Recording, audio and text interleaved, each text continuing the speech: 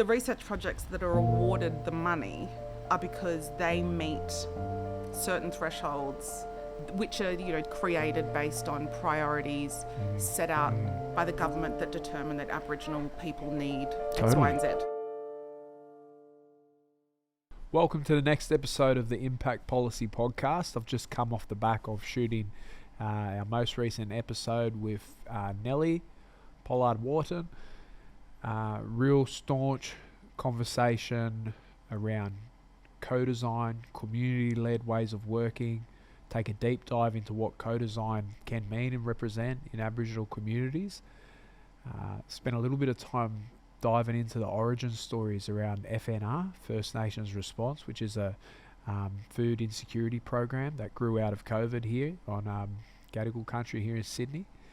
And then we talk a lot about sort of the national conversations happening at the moment around the referendum, the journey to that, and some of the critical conversations and voices in that sort of space to be included in that narrative as well. So it's one that I really got a lot out of.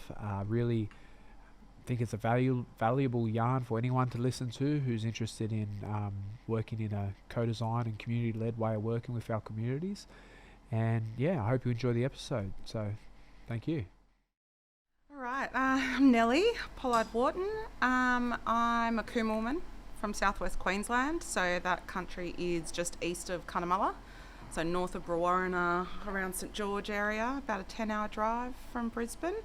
I never grew up there, but grew up in Brisbane, Meanjin country, and so would get to drive out down that highway a lot of the time and go out and visit the family.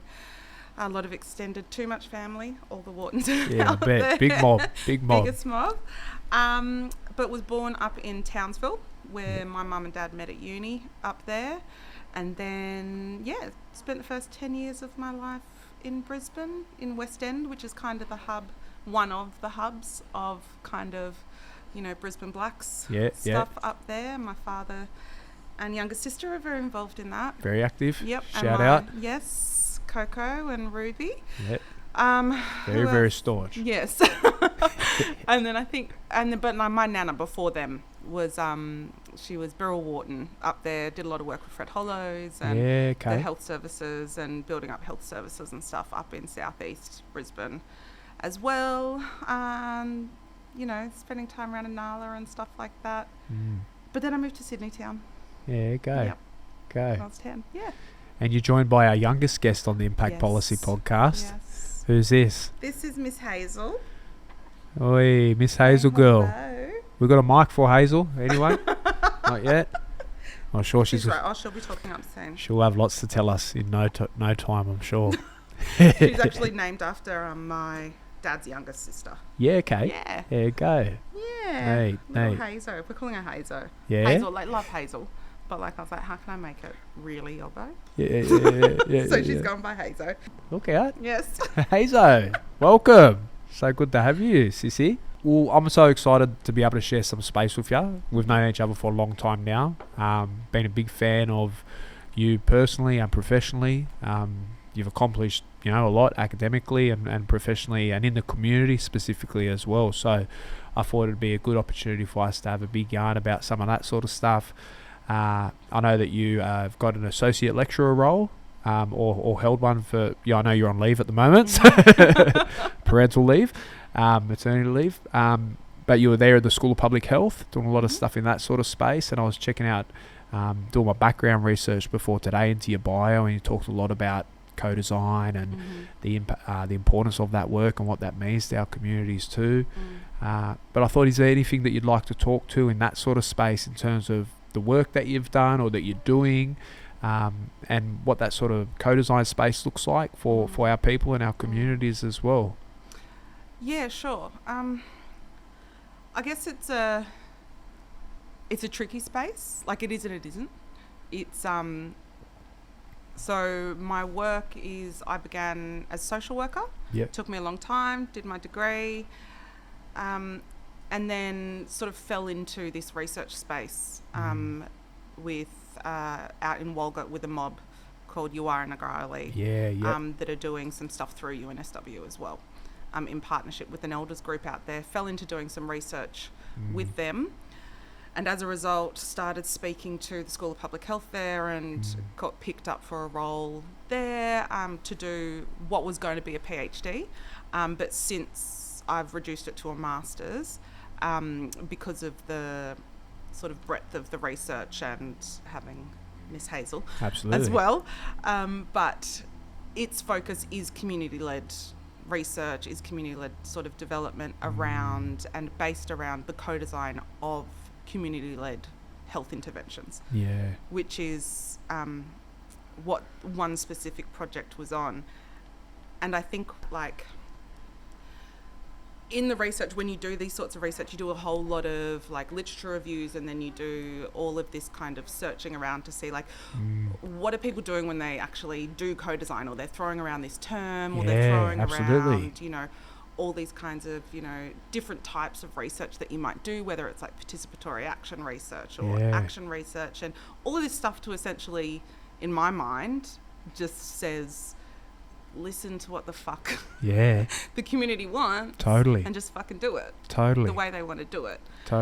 But that's it. So I'll ramble quite a lot because there's so many, like, there are quite a lot of different like things to it in my mind. Definitely. But you've kind of got the co-design of, you know, a specific program or a thing, which is where you and whoever you're co-designing it with are actively participating in the ownership, every step of the way, the design, the redesign, the back and forth, and ensuring that you're really getting it right and making sure that all the appropriate feedback is really coming into it. And then you've got the other aspect of co-design, I think, which is like, where does the co-design start? Like, who actually came up with the idea to implement this project or program or something? And that's where my brain sort of gets a bit frustrated and annoyed, especially in research spaces, in white spaces, because the white, you know, organisations, institutes, government, they run the money and they hold the money. And then that's what then determines what gets to be designed or established or created. And often who's holding the power. 100%. Like, absolutely, who holds the power. And it's like, people always say, well, what do you expect us to do? Like, go out, you know, to everything, like, without research? And it's like, no, we're research. Like, we all know this. We're the most researched people in the globe. Like, hands down, the data's there. It's just a fact. We actually don't need anything else. And what the research shows us time and time again is that we know what we fucking need. All that's lacking is our access to the control of the resources and the money. I love that. Like, that's it. I love that. We're skilled up. All our old people have done the work before us. Like, we've had those advocates and those fighters who got us into university spaces, who got us into government roles, if that's what you want to be in and do, who got us into all these places. We've got people in most places now. The one space that we're, I think, lucky is just, you know, those higher level things, being able to control the money, having the communities control what comes in and what comes out. Definitely. Because there's almost this inherent, like,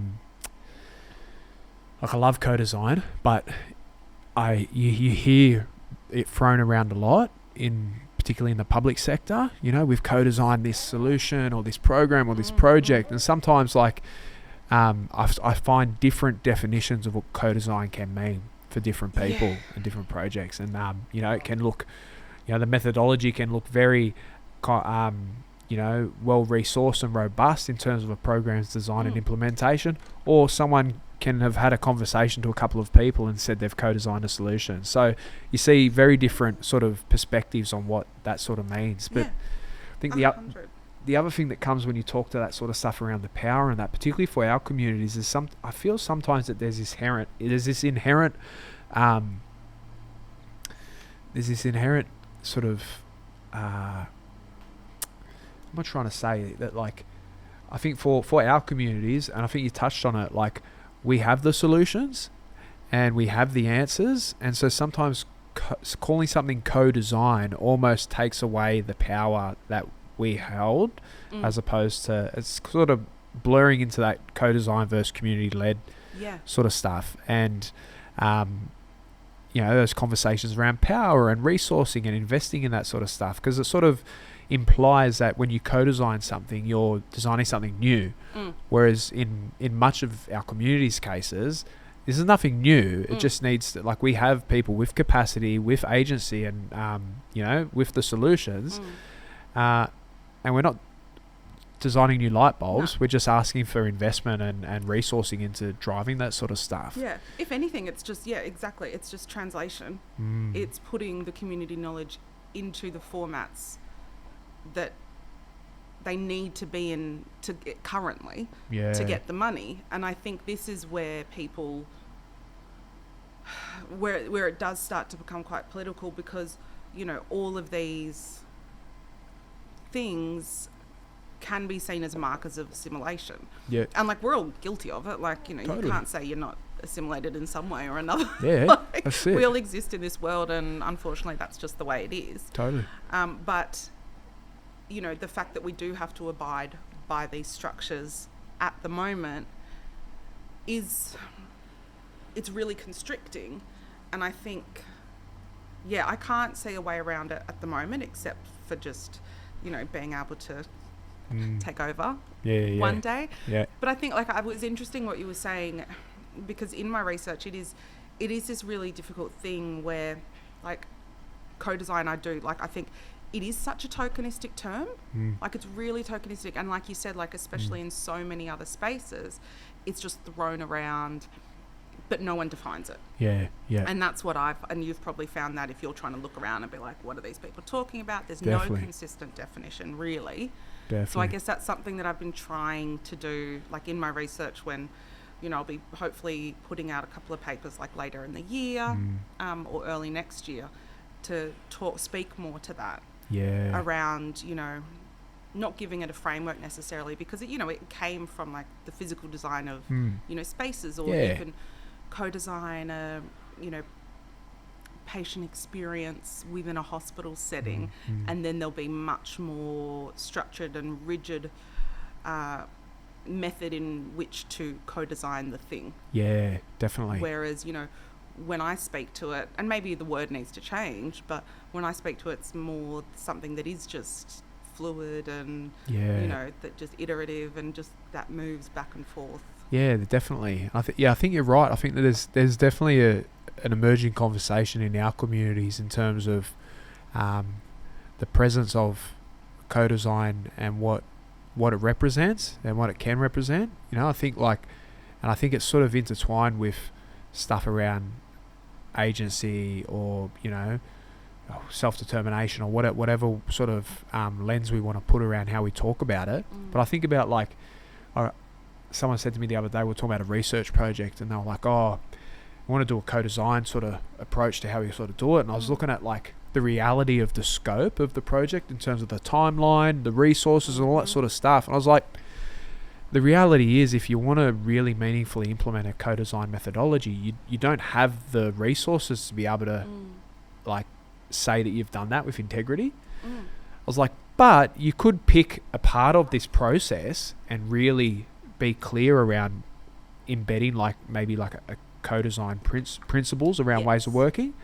And we were talking about, like, research questions, like maybe use that and put a whole methodology around co-design, or maybe community-led, or subject matter expert-led design of what those questions are, so that, like, it's ultimately the people that are managing that project hold the power.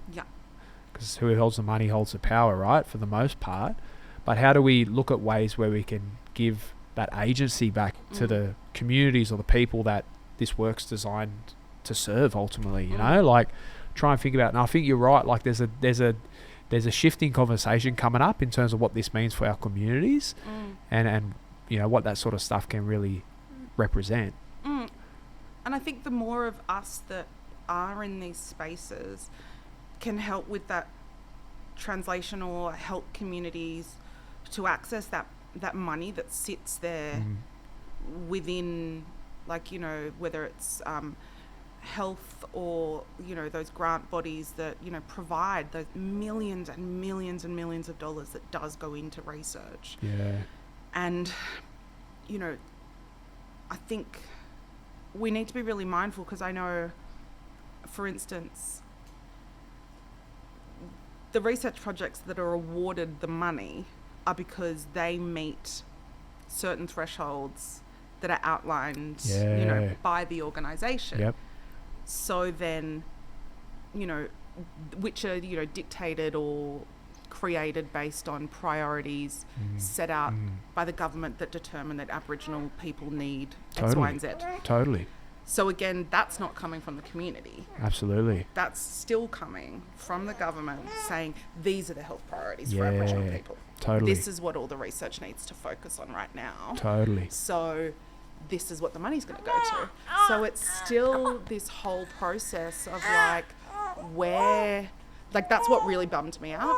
And I guess essentially why I changed from the PhD to the Masters. Totally. I loved the co-designing process of the actual project we worked on, working with community, working with the women, working with this play group, and what we produced I think was fantastic and it was really great. Yep. So I had to get my head around that aspect of it, which I really liked. Yep. But the other side of the coin was the community didn't fucking ask for this. Yes. This isn't a super high priority that the community said, we really need a child injury prevention program. Yes. We just got the money, you know, through the ways in which white people get money. Like you just dress it up pretty and then they were awarded it. And it didn't really sit well with me, because I'm like, how can I authentically say that I'm co-designing something with community that's co-led or community-led, and then everyone's like, no, but it meets all these priorities, like X, Y, and Z that come from things. And I'm like, but that's not, like, if you speak to community, are they really wanting those they're saying something different. Yeah. Totally. It's probably not the highest on their list. Yeah, absolutely. So I feel like a part of me is just like, it just doesn't feel authentic. Yeah, definitely. And I think it's an important point that you touch on too, right? Is that like you can implement I think that's the challenge that we navigate as blackfellas doing this work in community, because like you just said with that preschool example, is like you can implement a co-design methodology and do it well and achieve the outcome that was set to be done within the principles of agency and engagement and our community being involved in the design of that solution. And so that's great, you've ticked that box. But then I think what you're touching on is the challenges that we're navigating in terms of what that means for integrity in community. Because for us, we know that if it was a non-Aboriginal researcher or project manager coming in and doing that work, they would walk away feeling really amazing, you know. Oh, this is why I'm here, you know. I've met the Holy Grail, you know. Like, whereas we know, like, it's if we come in and do that, like, yeah, we've ticked them boxes, we've achieved a great outcome, but it's not really what we're here to be doing. Shit. Yeah, it feels like shit, and I think it's, you know, why there's a huge part of me that's like, I don't want to publish shit from this. Yeah, like, totally. do I? And then, you know, I was actually speaking with Chelsea Watergo, and was just sort of like, what do you do? She's like, you'll hate everything you write in the first couple in your master's or your PhD. She's like, you're going to grow, you're going to change, you're going to do everything. So it's like, I think what you're like, you know, what you've said, as long as we're asking these questions of ourselves and we don't have that perspective that, oh my God, we're doing really amazing work. As long as we're questioning and holding ourselves accountable, because I think that's the key. Like, it's community accountability. It's like, why are you doing this work and who are you accountable to? Yeah, absolutely. Is, you know, what I always keep in my mind, and just knowing, like, I have to be able to, like, stand up and, you know, speak to it or justify myself or give good reasons if anyone in community questions why it's being done. Totally. You have to have those things ready. Totally. Absolutely. And if you come from community and you are conscious of the realities of what our communities are navigating and the complex needs, and you're coming in doing work that's very far removed from what we know are the priorities, the impact of that in terms of our integrity is massive, right? Because you're already knowing that you're coming in from a lens that's completely opposite to what our communities are really, or what we can see and what we've grown up seeing as the priorities and the needs. And it's but it's bloody exhausting. Yeah, of like course. it's tiring. Like you're in, two worlds constantly, and have to spend so much of your time trying to explain these feelings that other blackfellas just get to your non-Indigenous employers to sort of be like, this is why perhaps I'm not producing, or this is why I'm having big issues with this problem. Totally. Because you get to walk away from this. Exactly. If my name goes to this, like, that's there forever. And if you muck up, you muck up. That's it. We're good at holding people getting accountable. Lifted. Let's go. Oh shit. Yeah, totally. And we had a yarn with someone in the episode before this, and he talked about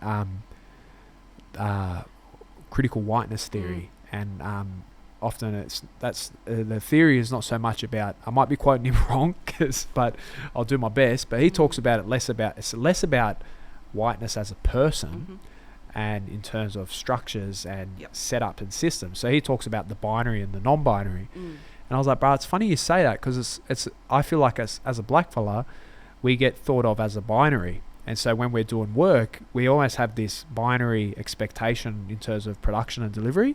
So like, we'll get engaged to do work and go out to like Mungandai and go, oh, well, you can just walk in there and do whatever. And I'm like, you serious? Like, I've been there once, like 5 years ago. I don't know anyone there. Like, my ability to do that work is probably going to be just as good as yours. It might be a bit better, but it'll still take a while. It's going to take... the whiteness stuff is... And then that, it is that, and then there's that city country split.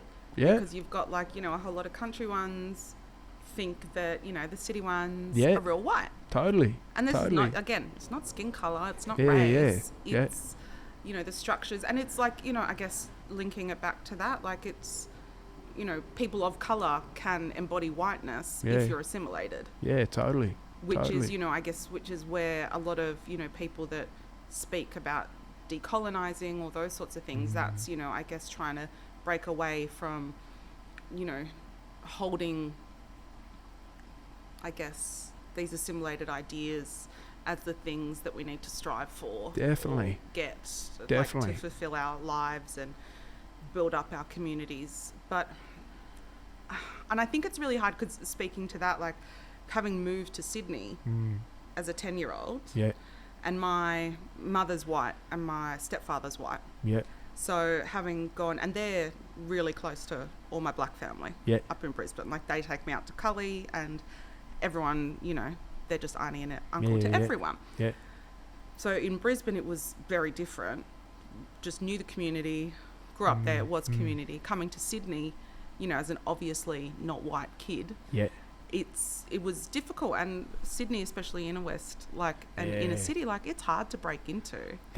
And it's like, everyone either wants to like fight you. I grew up here, I'm still breaking into it half the time. How long have I been here now? Like, since, I'll give up my age now, but what? Yeah. Can I count? 24 years? Yeah. Raised my family here, been here for a long time, but you're still like, you're still not, you're still not part of the community. You're still not here. And that's fine, because like, it's hard at times, but I also know, I know where my community is. I know where I can go and feel at home. But here, I have to be respectful of that in no matter how long I've lived here. Being, not from here, and being mindful of like, so what if I've been here for 24 years? Like, I don't have ties to this land, I don't have ties to this community like other people do, that intergenerational connection to Redfern or Lapa or any of those spaces. So I'm still an outsider in a lot of like spaces, and especially community, and why I guess I have taken my time to kind of stick my neck out sometimes, and I've done it slowly. I guess, like, especially with all the FNR stuff that we've been doing, since COVID. Yeah. It's an interesting yarn, because like my family's not from here, but I grew up in Glebe. I've got family connections to Redfern, but I've been living in South Sydney for like 10 years, but I very much don't feel like I will never feel like South Sydney, Lapa, all that sort of stuff is where I'm connected to. Same thing with Redfern, but I feel very connected to Glebe and being there since a young age.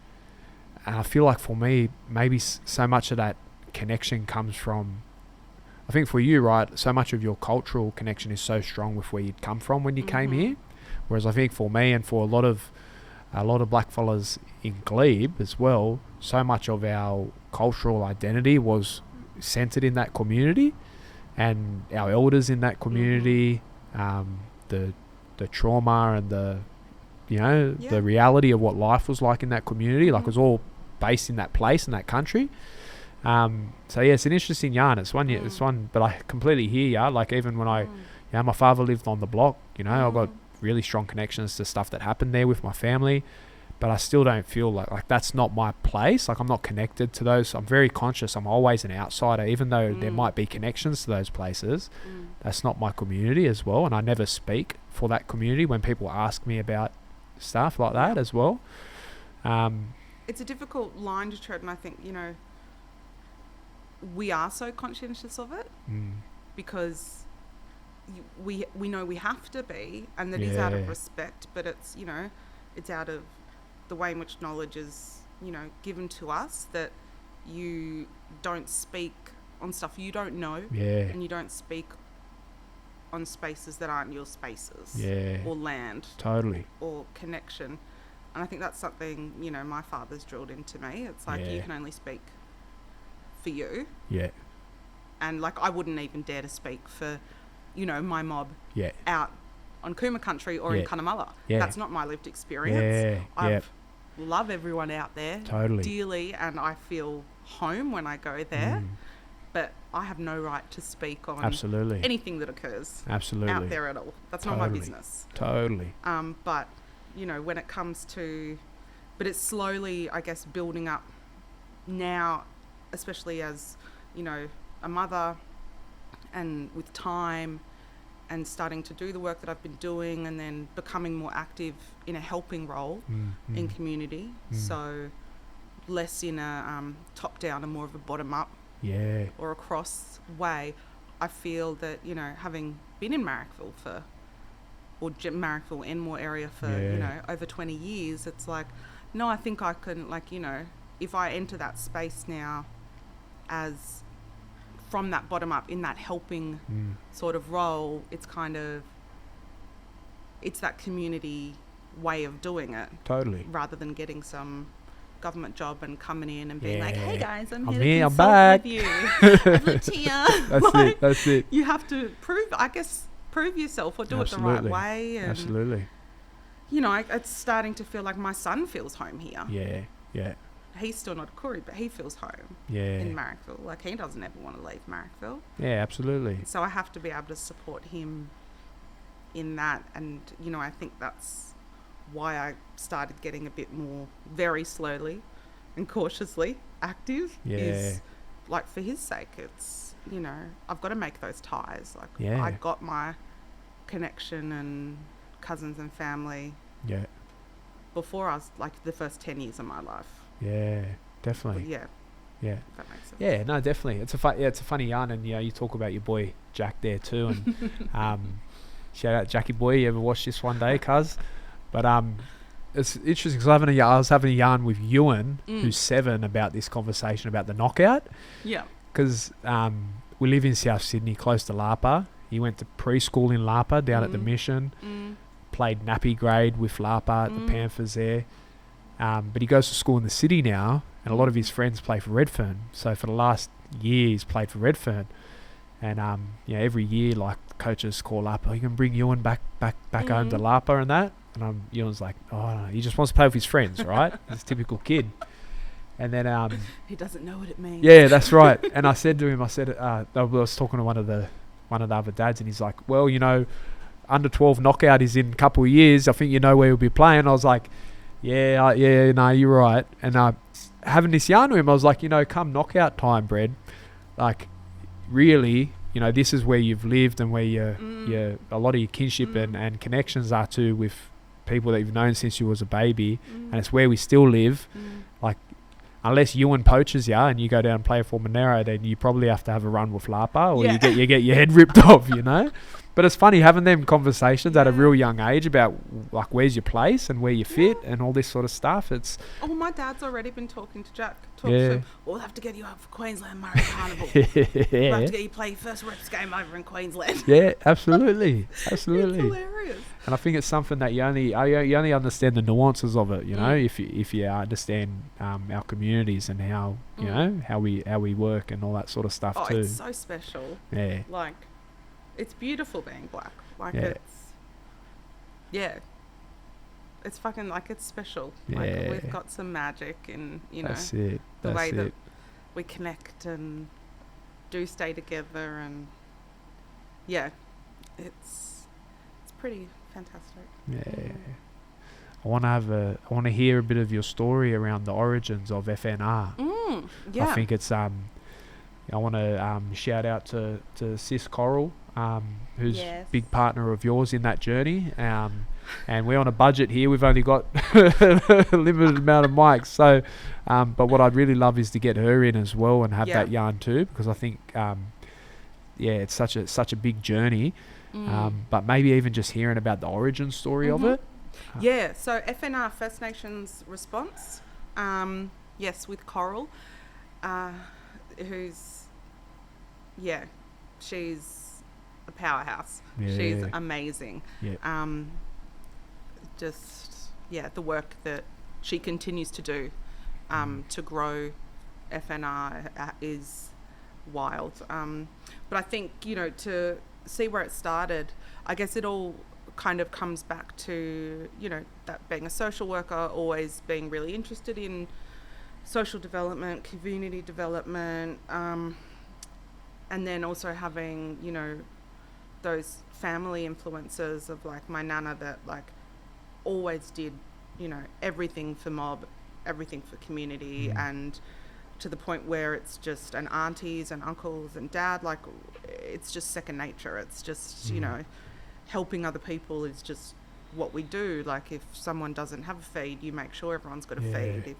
If, someone doesn't have shoes, whatever it is, like, it's, I guess it's just been, it's just a part of who I am and the way that I was raised, that if you've got something, you share it, or and which not everyone has to do that, and not everyone has to live by that thing, but it's just the way that I grew up seeing the world, and I kind of like living that way, and it makes me feel useful, I guess.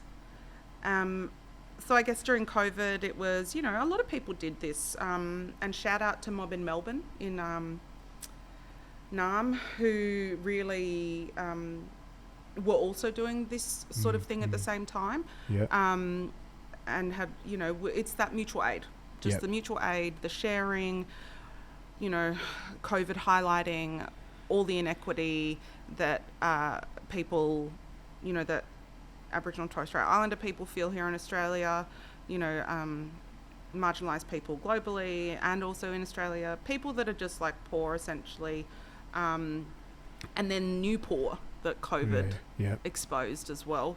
People that, previously, didn't have to think, about going without or anything like that, or not having, your support networks and things like that. So it just started online. It was just like a group, right? Facebook group. Yeah. Because I remember it. I remember it popping up, and it was like, I think it people started, looking out for each other. Yeah. So it was literally at school, and I started seeing all those little things, and there was a post on, like, my son's school Facebook group, and I was like, and I think I put up something like, oh, maybe we should do a food pantry, like, trying to be community minded, get involved in the school. Maybe put a pantry up in front of the school, and I remember one of these fucking white mothers, old woman too probably, reckons on this post, oh, we really don't need to, we'll just leave it to the services. to support people. We don't need to be getting involved in that, or something along those lines, something narky, bitchy thing. And so I was like, all right, yeah, fuck you then. Yeah. And then so like started my own thing, and I was like, yeah, well, all right, let's just do it for blackfellas then. Yeah, good. We'll just do it for us and keep ourselves going. And then it just started growing, just sharing it with people, and it was just like, you know, have a yarn, check in on each other, like just little, you know, there was a whole lot things. of thing about like reducing isolation as well for people. Didn't just start out as there was no food to start. It was just about connecting. It was just about reaching out and I guess building a base. Someone jumped on, and I can't for the life of me, I'm really annoyed now, can't remember her name, but did a little like weaving video. Like I had a weave up on it for a while. You know, people just putting in little check-ins, and it was nice. And it was lovely. And then being mindful of, again, my place in Sydney. And was this in the first lockdown? Yeah, this was in end of 2019. First one, okay. I think I started it. Yeah. The Facebook group. And there was like occasionally, so being mindful of my place in Sydney and my role and not wanting to step on toes or doing the wrong thing and making sure that, you know, I was doing it right. As well as I could do it right. Totally. I kind of thought, I was like, I need to have Sydney Mob be involved. I need people that have been here for longer than me or have stronger family ties to the area. If we want to be able to like reach out to people and support people appropriately, like let's, you know, get more people involved. So I started like reaching out to people. Oh, does anyone, you know, like this is what we're doing or what I'm doing. Like it doesn't need to be anything now. And there was a little bit of kind of some people, again, that sort of similar thing. It's like, well, there's probably other services doing things or there's other people doing stuff. So a little bit of resistance, but mostly people are busy. And on the face, other services are doing things. But, you know, we all know whether you've accessed it or worked in the space, services are just full of red tape. So you want to access something, you want to tell your life story for a $50 voucher somewhere. It's like, no, thank you. Like there's no, like it's disgusting. Like it's, you know, essentially getting paid $50 to share all of your trauma so you can get a feed. And the shame and the stigma associated with accessing that is often like it's really, really, really bad. So I asked Coral once and she was great, and she was just like, I'm a bit busy once I get involved. She's like, I just don't know, because once I get involved in something I go 100. She wasn't lying. She was fucking lying. She's not lying. She is a fucking queen. It's wild. She and then so she stopped, and then again, and because we lived not far from each other, but I went to uni with her younger sister, and her younger sister was always like, you and Coral need to meet. You and Coral need to meet. Like, you will get along. We'd see each other at Woolies and just be like, yeah, hi, yeah, how are you, sis, whatever. But both of us being like, I don't need you to like set me up on a friend date. What are you talking about? And then of course, you know, the rest is history, and we she got involved and it just went wild. She was able to, you know, and together I think we're making a fantastic team at that time with her. You know, she's incredible when it comes to organising anything, food, and her community knowledge and connection, and all of that was just the invaluable knowledge that was needed, and sort of the person that, you know, to be able to reach people that were too shame. Because I was still, you know, still a stranger.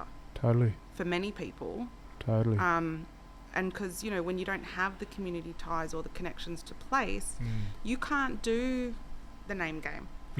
You can't do the, oh yeah, I'm so-and-so's niece or auntie or cousin, or oh yeah, I'm from that mission, I've got family there. Like, it's just, even though it's not too much further than everyone, like, it's far enough that, you know, or young ones wouldn't know who my family was. Some older ones might, but then you don't want to, you know, I'm not going to necessarily like say all of that. I have people in Sydney being like, why didn't you tell us you were from, that was your family? And I was like, oh, it's just, it's not necessary. You can get to know me first. Yeah, totally. Sometimes. Totally. But yeah, I don't want to speak too much to, what happened, because Coral's story and her role in, FNR, as like we like to call ourselves, I guess, co-founders. Yeah. We're currently in the process of trying to become registered as an organisation to be able to continue. But a bit of background on what we do, where we ended up was, it started off as cooking meals for people, just sharing resources around like the Marrickville community, essentially being like, oh, some family needs this, who's got it, and then we'd just move stuff around. That's right, yeah. And that's all it was for like a while. And then people were needing food, and then people were needing, asking for groceries. The lockdowns were happening, and then we'd see what was available in the hampers, and it was just dry food, and there was no proteins, there was no dairy. It was, how you meant to make meals. So then I reached out to, actually it was my brother's sister, who's from Brisbane as well, and she's got some contacts with some really fantastic, I guess, social media personalities, or they probably, I don't know if they like that terminology, but anyway, really like big in social media, but like amazing, like feminist advocates and things like that. And they take up some really fantastic space and were able to fundraise for us. Yeah, okay. So through that connection with allies, we were able to do a first run of fundraising, which was really successful, and we got to like quite a small amount of money, but started freaking out. Yeah. Because it was like still a lot of money to us. A lot of money to us, yeah. But we're just like, oh my God, what do we do? It's like, oh, we should stop. Stop. It's too much money. We can't be doing this. Yeah. But anyway, and then that enabled us to be able to provide families with food vouchers instantly, shop and drops we were doing like for families and mob. Yeah. And it continued, and now we work with sort of food banks, City of Sydney, Inner West Council, Played It Forward, and get support from Tribal Warrior and Redfern Youth Connect, and mad. So which is really lovely. But I'll stop it there because totally. Yeah, we'll have Coral in for the big gun. But it the stuff that bounces out for me there is it's about, for me, anything that I've seen that's been successful in our communities hasn't come down to $1 billion budgets and all this crazy stuff, but it's just been about consistency and showing up. And that's the difference, I think, in community-led stuff that's successful. Is it's about people or families or community groups going like, regardless of if you're at the table with us, we're doing this because we see the need and and we see the purpose and we show up. And I feel like knowing and having watched the journey in the last almost 4 years, 3 years, 3.5, something like that. Almost 3, I think. Yeah. Like that's the, and for anyone listening, like my personal connection to a lot of this stuff, besides watching that in lockdown and watching the evolution of it, last year when the Lismore floods happened and there was relief centres set up by the Koori Mail, and I made a decision to go down there and take stuff, my first point of call was to you and to Coral, going like, can you, and you're like, yep, roll in. And I rolled into the space, and within moments had filled the car with supplies to be able to take to there for that disaster relief stuff. I remember thinking, there was a memorial last year at Town Hall, and yous had been invited in to do the food relief for that. And I remember an interesting comment that you made when I was talking about it was it's so easy in community for our scope to creep. We start in one thing and next thing, because our needs are complex and there's so much stuff going on. And often, like, we talk about holistic ways of working being best practice as well, but sometimes it's also really, really good to just stay in our lane and do one thing really, really well. Yeah. And I think that sort of really came out with some of that sort of stuff. And then I watched I watched, you, Coral, and the team mobilise for that community vigil, and really execute something with minimal to no budget, and feed literally like thousands of people. So to think like we started from 3 years ago with a Facebook group around reducing isolation and getting food to the people the most vulnerable, to at the potential space where you're playing in now in terms of the impact for our communities is just so significant. You can't underrepresent it, so I think it's like something to really acknowledge for Coral and for you and for everyone that's had a part in that journey as well, the impact that you're having and that sort of stuff too. Well, and I think thank you, it's like it's wild, and it's all volunteer based. Like none of us, there's no paying that happens for any of it. Like one day we'd hope that there could, it could be our jobs. Yeah.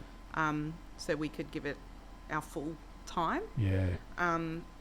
But I think in these things there are so many moving parts. Yeah. When you talk about, all the people that there are involved. And I think for me, from that kind of not outsider, but, from if I put on that academic hat back on, and you talk about, community-led stuff or, community development and those sorts of things, the kind of, for me, the aim of the game is that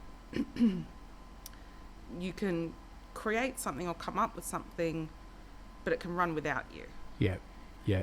And that's what, I think I don't have as much as a hands-on role right now, obviously with baby and everything, but also because Coral's incredible and amazing and is building a team. Yeah, yeah. So there's that, and then, once she gets to that point of building it, it's like, just that movement of being able to build something definitely sustainable. Definitely. Really. What do you think of the role with, like, because my earliest memories of food security was, I've talked about this before, but like living in Glebe, there was, rest in peace, his name's John McCall, big name for anyone from Glebe listening to this, professional boxing trainer, ran the boxing gym in Glebe, but him and Arnie Caffey's partner, Uncle Daryl Farrell, they would drive around and do pickups from Coles and buy low at Broadway, stuff that was about to get thrown out, was close to its expiry date, and they would drop off that stuff to families in need. And we grew up in so much poverty that, like, I remember for like a significant sustained period of my time that would feed our family. Like I remember like living off like the pizza bases. So there'd just be like stacks of pizza bases about to grow, and I'd just be living off that with a bit of butter on it in the microwave, and all that stuff just getting dropped off and saved us. And that, so for me, like that was, so when Oz Harvest blew up, I was like, it's not new. Like I remember my community was doing this when I was 10, 11, 12 for a long time.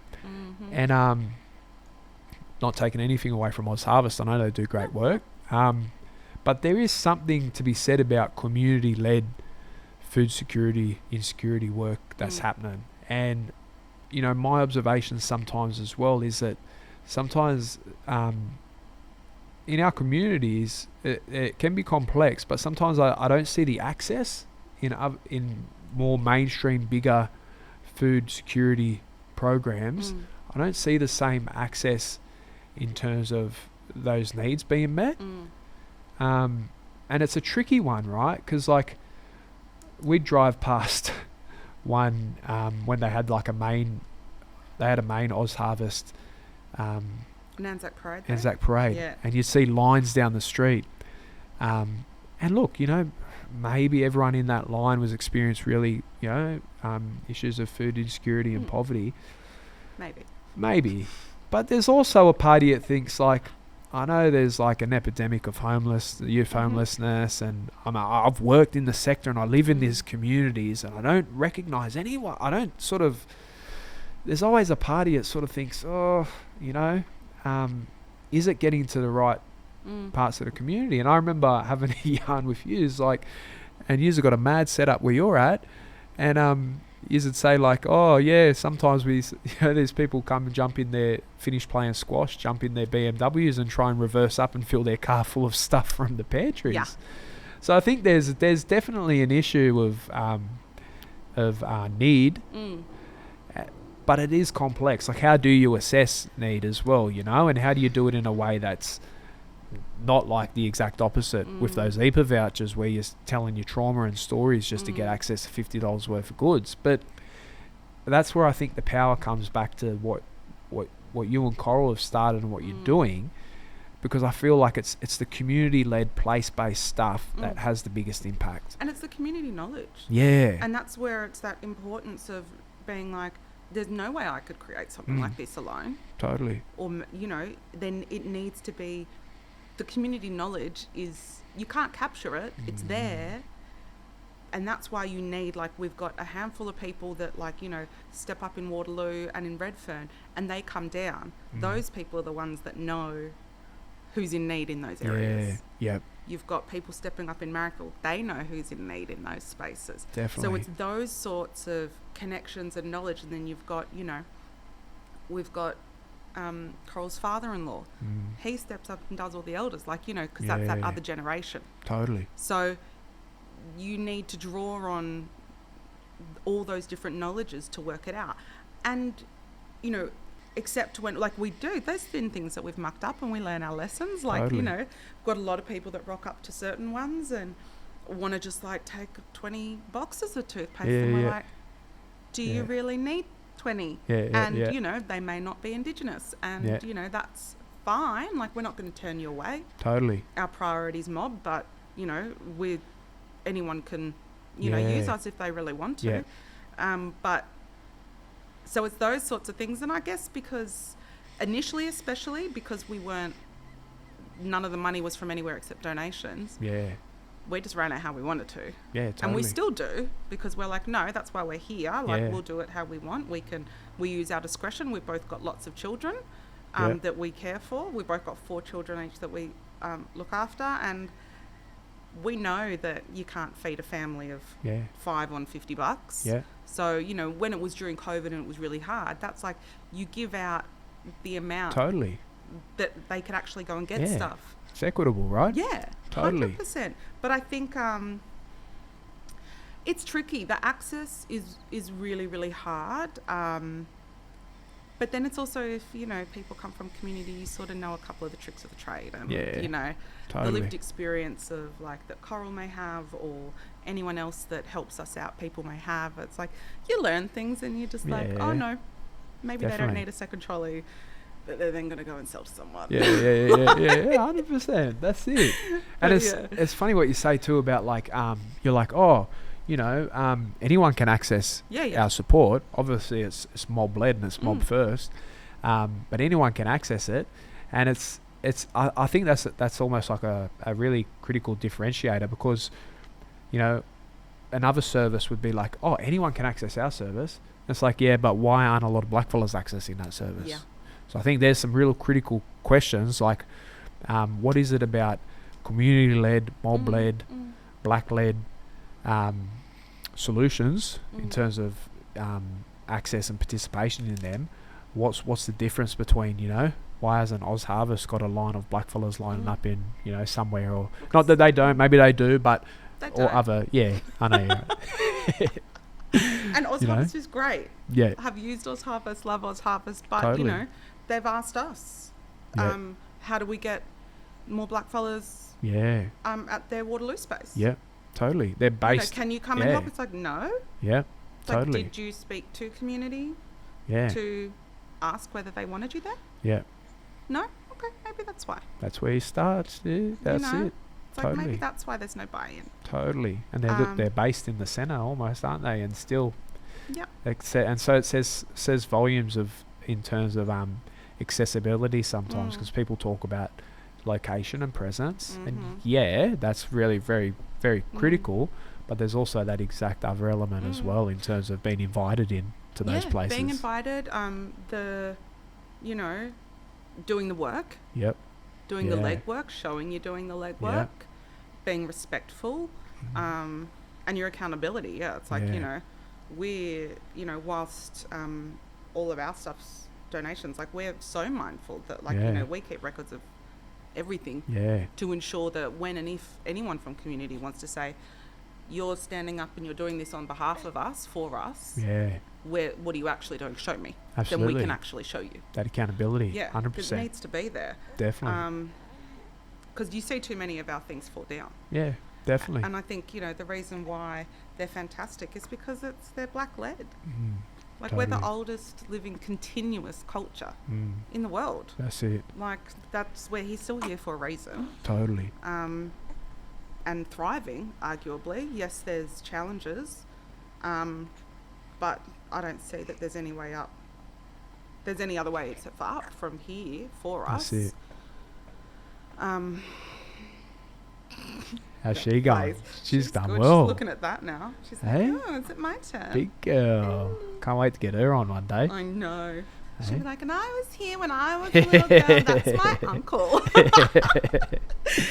Oh, Well, yeah. bless. But yeah, I think it's black excellence. We all know we're in every space where, you know, and we don't, it's not about degrees, it's not about anything like that. It's Totally. not about, you know, but it's about finding your space that you're passionate about, Yeah. that, you know, maybe that you've got a calling for, and just being authentic to yourself and working hard. And I think for a lot of us, not all, Yeah. because of, you know, colonisation has, you know, has broken a lot of intergenerational knowledge and has, you know, limited people's access to that excellence that is there.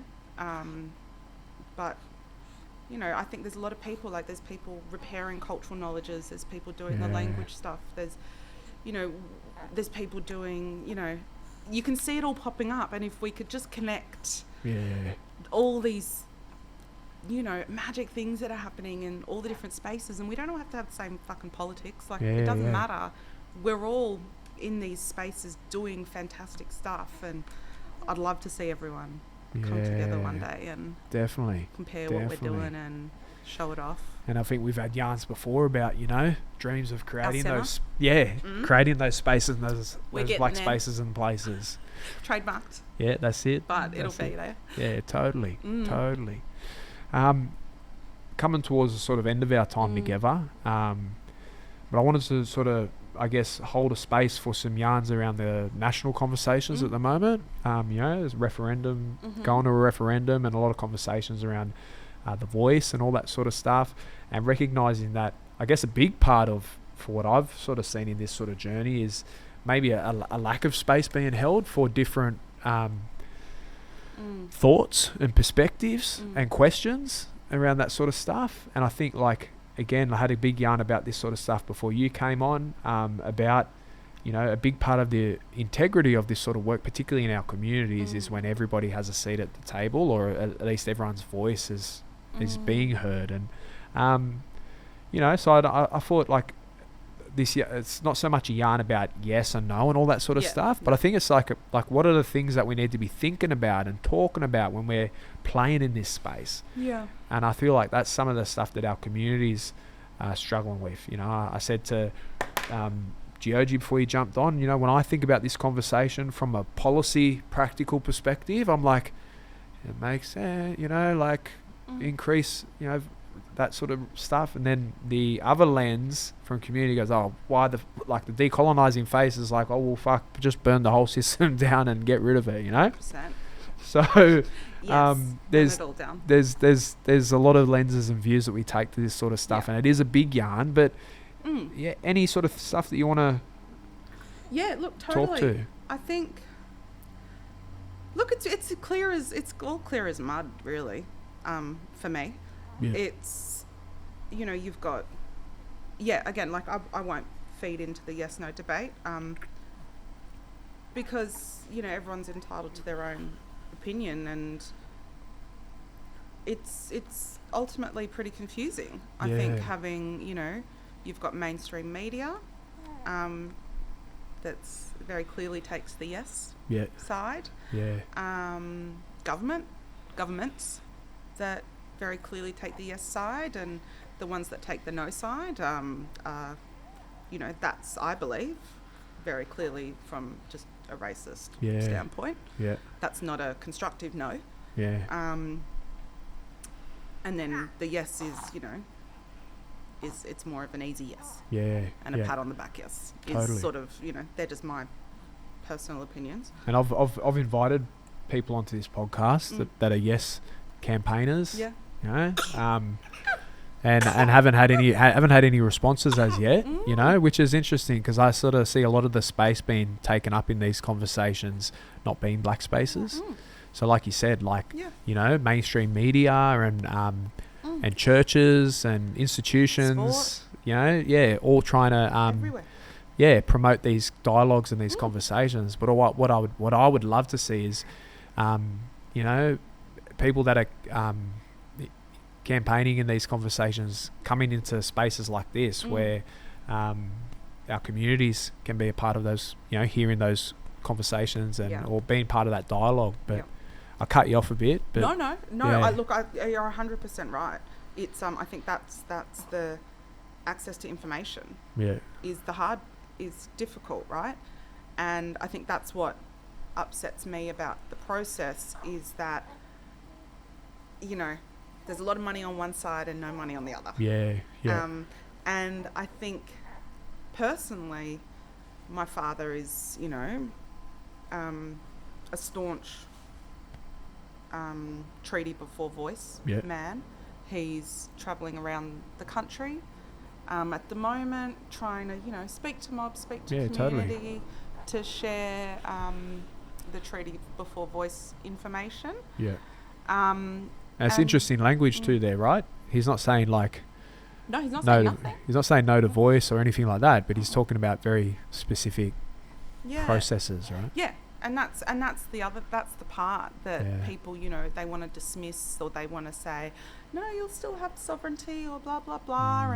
But then you talk to these ones that have been, in these like active spaces for so long, and activists. And I think, look, the hard part for me is like, I was yarning with Dad the other day, so him and his old mates, and it's hard. Like it's just seeing that generation. They're all getting older. Yeah. And seeing them be able to travel and move and march and it's there's not as many as there were. Totally.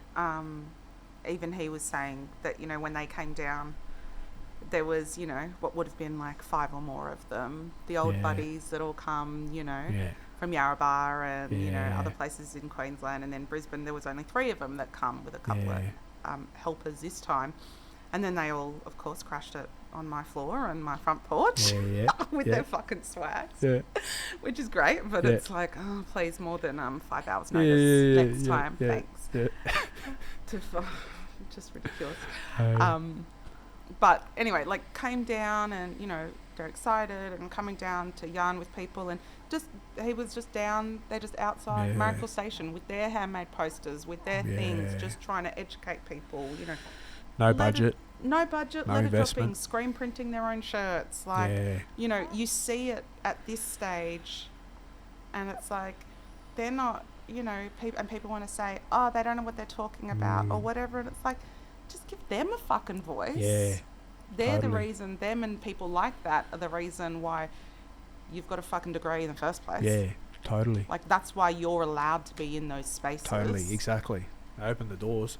Like, kick them down. You don't have to agree with them. That's fine. That's I don't even know what I fucking agree with. Totally. But, let them be heard and let everyone else make up their minds. Yeah, absolutely. And I think my main part is that I don't really want fucking white people and non-Indigenous people voting on something that changes, what being a Kuma person means for my fucking children. Yeah. That's definitely the hard part. Totally. Because I think Dad was saying on the phone the other day, he said, I'm not Australian, I don't ever want to be fucking Australian. Totally.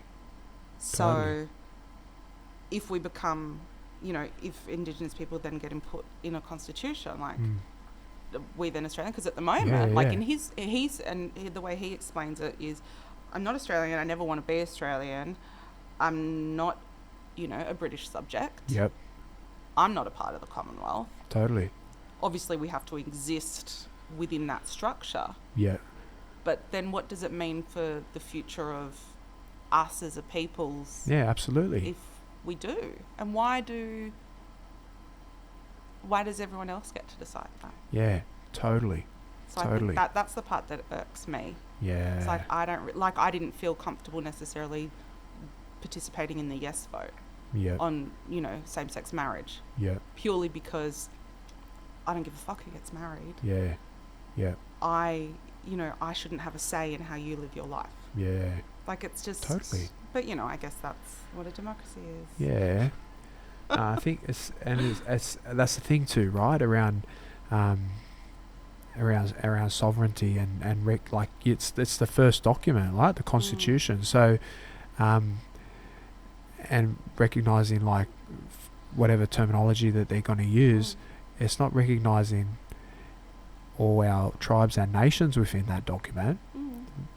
So, there are questions there. There are like legitimate questions and inherent risks around talking to that sort of stuff in terms of what that means for sovereignty potentially. And I think for me, like I feel like a lot of the integrity of it for me was lost when, from a community perspective, when I felt like the voices of a lot of our old people that were even at Uluru, or weren't at Uluru but were connected to some of that sort of stuff, that there was no place to, like I felt like that there was no place to unpack that sort of stuff, and that a lot of that stuff was just dismissed in the broader sort of scale of the campaign. So when I see so much comms coming out around, panels being held at universities and churches and all this sort of stuff, I sit there and think, well, like like I understand you've got to campaign to 97% of the population to get the yes vote. Like it makes sense, but for me, as a community member, if you haven't taken up that space in our communities first, then all that stuff loses its legitimacy and integrity from a cultural perspective.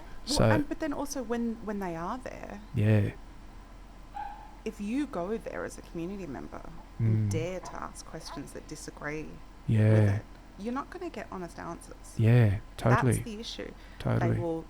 You will be gaslit in that space, filled with other people in your community. Yeah. And seen as the angry black. Yeah, yeah, totally. This is the issue with these forums as well. Totally. Because as soon as you question the status quo that's occurring, which is, and it's fine, again, totally fine, but as soon as you question that, you're painted by all of them up there as an angry black that is just trying to disrupt or is just being radical. Yeah, yeah, totally. Because you've got a different opinion. That's right. And I think because none of these spaces have truly been held in this journey so far, like that's where, for me, culturally and community-wise, I struggle to, like I'm very quiet. You won't see me talking about it, LinkedIn, Instagram, whatever. I don't talk about it because for me, I just, I'm not there yet. I'm not there yet. And I think until a space has been held for my communities to have a voice in the conversation and the narrative and in a way that's respected and held, I don't think I could. And I feel like maybe I could be a supporter if that space had been held and I could have, heard that and seen that. But like I worked in Aboriginal affairs for 5 years. Not one time did any community member that I went and spoke to across the state of New South Wales say anything to me about a voice to Parliament. But I heard a lot about fucking treaty. So that's where I sort of sit in this sort of space, is some of them yarns. But trying to invite some people on to share that space and have those conversations. Well, it would be good because a lot of the time when we are shut down with asking questions, a lot of people want to spout legislature at you and trying to explain, the technical sides of it. You don't understand. This is what it means. It's like, I know I don't understand. Totally. Explain it in my terms, though. Totally. And explain it like, don't use those words to explain what you're saying. Like, explain it to me actually. Yeah, totally. And respectfully, I don't want to be belittled. Yeah. Just because I'm not a law expert or a constitution expert Yeah. doesn't mean I'm not an idiot. Absolutely. And we know our community, it doesn't matter what they do. It's like, we're smart people. Totally. Like, you know, anyway. That's a big... I'll rant and rave. But I think the takeaway for me was yarning with Dad on the phone the other day. And I said to him, I go, if it does get through, Yep. what's next? What is the next step? What is the next stage of the fight? Yep. And it was like, it's pretty heartbreaking, like, for him, someone that's been fighting his whole life. He said nothing. Yeah. He said, if it goes through, that's it. That's the end. Yeah. Yeah. We're done. I think that's a good question, because I think that sort of feeds into, if we know the inherent risks, like you've talked on already about what Dad has said about what that means for him as a Kuma man, Yeah. and all that sort of stuff. Like, that's the space that we're now moving into from a policy perspective or an operational perspective, in terms of, like, how do you represent all these different nations across this country in terms of what this voice, you know, what is, and that's what everyone's grappling with. Vote? How do you get Well, people that's to vote right. on something that they don't even know what the fuck it is yet? And that's right. And that's where it comes back again, right? But they're going to co-design it, don't worry. Yeah, well, we know about co-design, don't we? Yeah, no, absolutely. Sorry, I interrupted you there. No, But this is... I think it was poignant and it was relevant. And I think that's what it keeps coming back to, because then you're right. Like, people like I like to think like I'm a pretty, as much as I like to think I'm creative, I'm a very much like A equals B equals C. So I think about it like, okay, well then if it goes through, then what's next? Yeah. Okay, then how does that mean then that? People have said that there's a risk about this and that. Well then, okay, if it does get through, then how do we mitigate that? Or how do we... But you're right, like when there's little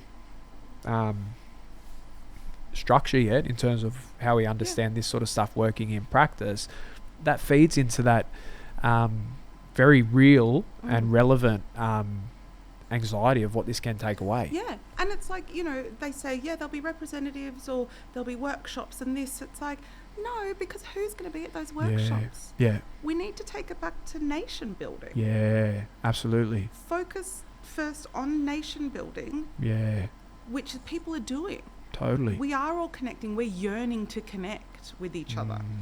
People are rebuilding languages. They're being woken. That people are trying to engage with, you know, going on to country more. Like, we're all yearning for nation building. Nation building is, you know, arguably perhaps where we could start. Because if you have the nation building, or at the Totally. same time, do it all together, Totally. then that nation building, either natural or elected leaders would occur there. Yeah, Then they would be the ones to, Totally. you know, participate in the voice or whatever the fuck it is. definitely. But, you know, because until then, like, I just don't. Yeah. It's just bizarre. Like, and I guess the other part that really, you know, worries me for, you know, especially being a parent is like, what if it is no? Yeah. Yeah. And then the country just gets exposed for being... And what the message does racist that send fucking as country well? it is. Yeah. Yeah. And that's the space we're playing in, right? That's the complexity of this sort of stuff is... Because there was all the mental health discussion for Yep. LGBTQI Yep. young people and people that were feeling, you know, that weight during, totally. you know, that process. Yeah, totally. But now it's like it's almost like we're all numb to that and we're not allowed to question that part. Yeah. Because it's like, fuck, everything else is already weighing on me. I can't even think about that right now. Like, that's how I feel. Totally. Like, I'm just like, I can't even think about it, and Totally. I don't even know which way or if I'm voting.